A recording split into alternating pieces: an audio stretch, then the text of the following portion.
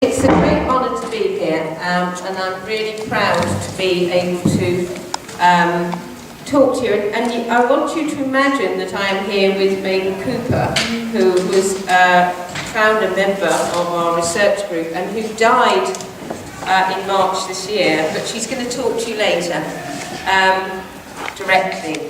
So it's me and Mabel, and I've called the presentation Researching Histories, Sharing Experience and Improving Lives.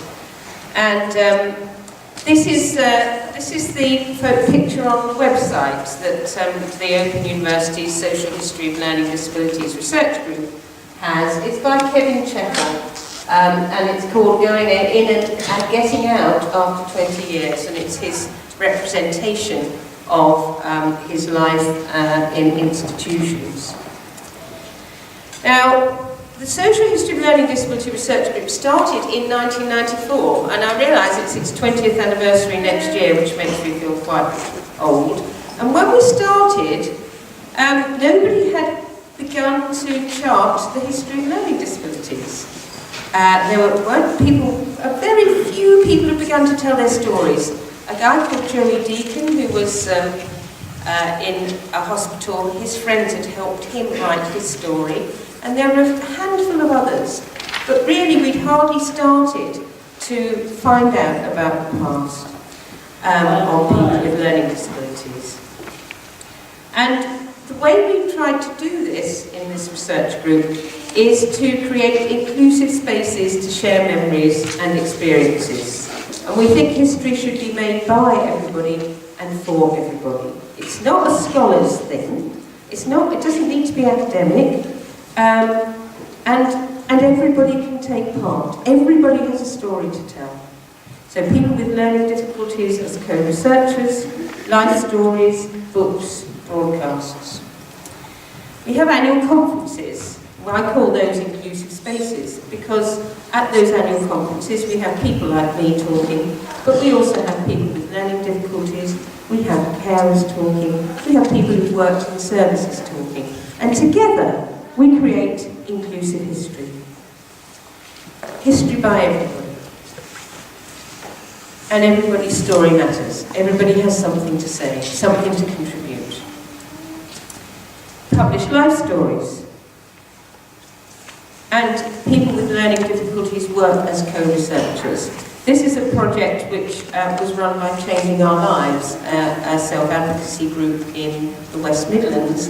And the young man there, called Matt, he went out with 3 others to learn about the history of people with learning disabilities in his area. They went and looked at some records and they interviewed people who lived in the hospital nearby and staff who worked in it. And together they discovered what might have happened to them if they'd been born 30 years earlier, that might have been their life too. So it was a fantastic project, and you can find it on YouTube if you're interested in it. I was I am kind of advisor to the television programme on the Queen's sad cousins, her cousins who were institutionalised in Royal Earlswood and denied by the royal family, even to the extent of being pronounced dead when they weren't. There are a lot of projects now that have happened, a lot of history projects, a lot of inclusive history projects right across the country. And much of this is actually due to the Heritage Lottery Fund, who should be given a warm bit of applause because they fund this sort of history. They are willing to fund projects where people with learning difficulties tell their own stories, find out about the past. I'm now going to hand my podium over to Mabel. Mabel Cooper was, as I say, a founder member of our research group. The picture on the left is Mabel receiving an honorary degree in 2010 at the Barbican, awarded by the Open University.